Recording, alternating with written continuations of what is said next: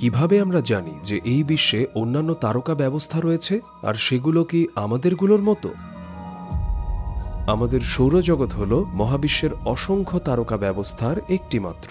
শুধু আমাদের গ্যালাক্সিতেই 4000-এর বেশি গ্রহমণ্ডল আবিষ্কৃত হয়েছে। তাদের বেশিরভাগ এত দূরে যে টেলিস্কোপ দিয়ে কেবল তাদের তারকাগুলো দেখা যায়, গ্রহগুলো নয়। তাহলে আমরা কিভাবে জানি ওখানে গ্রহ আছে?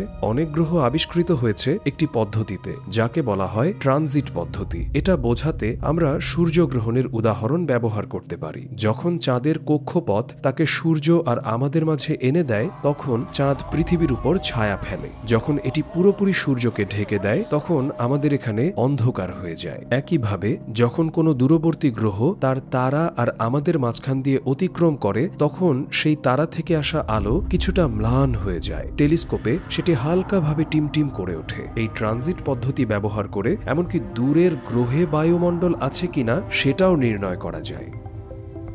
গ্রহ শনাক্ত করার আরও একটি উপায় আছে, তারার গতিবিধি দেখে। যখন গ্রহটি তার চারপাশে ঘোরে, তখন তার মাধ্যাকর্ষণ বল তার থেকে বড় তারাটিকেও সামান্য কাঁপিয়ে তোলে। এই নড়াচড়ার কারণে তারাটির আলো কিছুটা পরিবর্তিত হয়, যা আমরা ধরতে পারি।